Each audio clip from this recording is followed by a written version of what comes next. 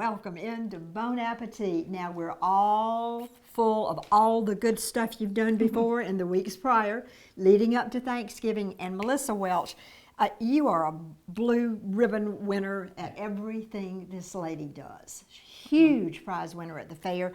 And we're going to finish up our Thanksgiving dinner with the desserts. So, what have you got for us today? Your downfall? My downfall. I think all of our downfalls at this time of the year. that's We all right. have to watch.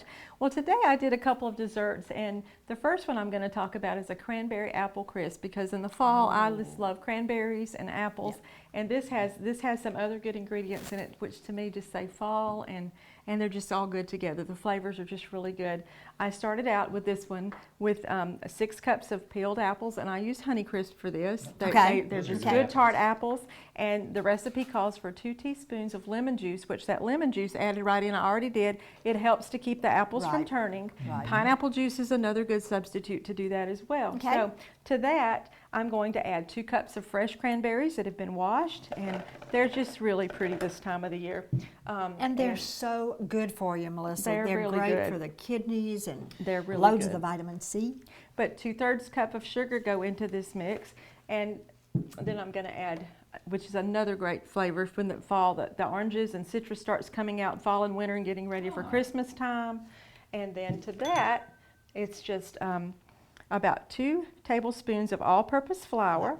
And what that helps to do is, yes, if you use self-rising, it will just grow on you and it won't work. But this is going to bind. Now this does not look like it's going to cover. And I'm just covering this here, just stirring it. And when you stir, it's going to coat all of that. But what you're going to do with this, an important step of this, is to set it aside for about 10 minutes. Now what's going to happen in that 10 minutes is all of the juices, the sugar's going to start breaking down and melting. It's going to macerate, and all these flavors are going to blend. So in 10 minutes time, you're going to have a wetter mixture here than you have this, and that's going to provide the wonderful backdrop for this apple crisp to have the juice and the flavor in it. So I'm just going to sit this here right now and tell you just briefly about the crumb topping that's going to go in there. Now I've already mixed this up because I did it in the food processor. You may do this in the food processor. You can do it with 2 forks. You can do it with a pastry blender if you'd like to. But the ingredients in this is simply 1 1/4 cups of all-purpose flour. And again, don't worry about jotting these recipes down because Mr. Jack's going to take care of you. All you have to do is send him a call or an email and he'll get it to you. That's right. But 3/4 cup of light brown sugar goes into this as well, and then a little bit of cinnamon, about a 1/2 teaspoon of cinnamon, just about a 1/4 teaspoon of salt, just to balance that out, those flavors. And then you mix that up, and then you add 1 stick of unsalted butter, and the unsalted, because you've already got the salt in there, you don't need the extra salt. And so you add that in and just crumble it. Now when you do that in the food processor, it's going to look like sand. But you don't want it to look like sand. You want to take it and get in with your hands and your fingers. And this is great if you have kids or grandkids that want to get in and help you do something to mix. And when you start mixing this with your hands, it's going to stick together from the warmth of your hands, going to melt that butter just a little bit. And it's going to allow you to have this crumb mixture. Then all you do, you have either a 9x11 or a 9x9 pan would work for that as well. It'd be a little bit thicker. You butter that pan with some softened butter, and then you pour this apple mixture in after it's set for about 10 minutes, as I said.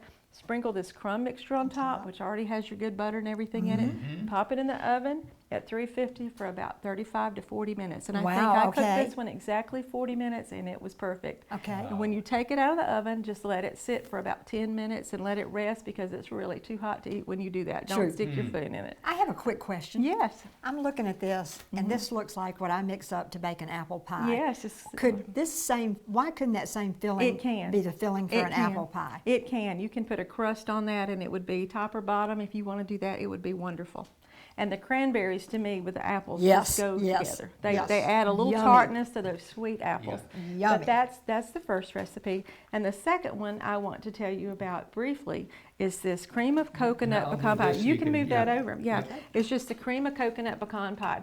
Now, one thing I want to tell you about the cream of coconut in this. This is not coconut milk. This is cream of coconut, which is all of the great oils and everything out of your coconut and the juice of a coconut.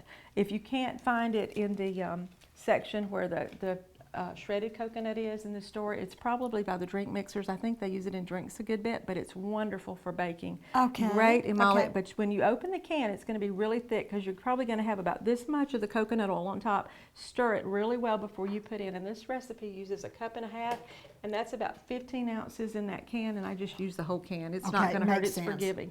And the second thing about, Forgiving. the second thing Famous about, last words.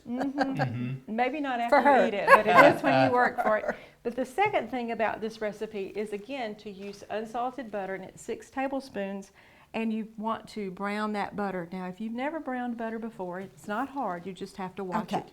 You put your butter in a saucepan on medium-high heat, you bring it to a boil, and it'll change color on you. When it starts smelling a little nutty smelling, like pecans or something, it has a different flavor from butter. You stir that and you take it immediately off the eye because it will burn, and you don't want it burned. Then Okay. you add the cream of coconut and other ingredients to that, and you have a wonderful pie. Oh, that sounds It's the good. brown butter just adds a different level of flavor. Oh my goodness, I've never had that mixture with the pecan pie. What a great synergy. Yeah. Awesomely good. Oh, yummy. But that's it. The coconut, all the flavors are just, and these are great recipes to carry throughout the year, not only Thanksgiving, but Christmas is coming if you don't get to make it then, or you might want to make it twice. Listen, you are a dessert yourself. thank you you. are a dessert. You're a sweetheart. And she is, and we just love both of you guys. sweet Thank you tooth. so much. Oh, and- we've been so glad to and- come. And happy Thanksgiving, everybody. Happy Thanksgiving. And we'll be right back.